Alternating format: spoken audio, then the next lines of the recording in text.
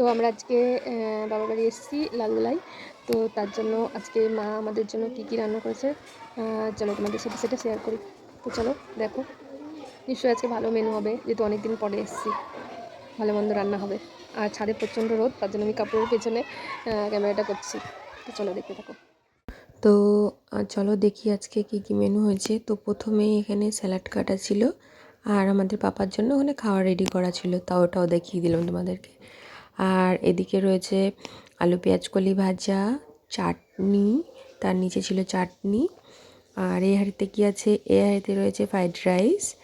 দেখো ফ্রাইড রাইসটার কালারটাই সেই, দেখে ইচ্ছে করছে খেতে। আমি কিন্তু খুব একটা ফ্রাইড রাইস খেতে ভালোবাসি না, খাই কিন্তু খুব কম, মানে অল্প খেলেই মনে হয় যে ভালো হয়। আর এদিকে ছিল চিকেন কষা, তার সাথে কিন্তু ভাতও হচ্ছে। আর এদিকে লাস্টে ভাতটা হচ্ছিল। তো সব কিছু রান্না হয়ে যাওয়ার পরে তো আমি কিন্তু খেতে বসে গেছিলাম, মা আমাকে ভাত বেড়ে দিয়েছিল। তো এখানে স্যালাড ছিল, আমি পেঁয়াজকলিটা খাই না, তার জন্য ওখান থেকে আলুগুলো বেছে বেছে নিয়েছিলাম।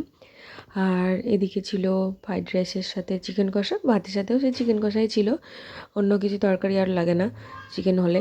তো এইটুকুই, বাই, টাটা।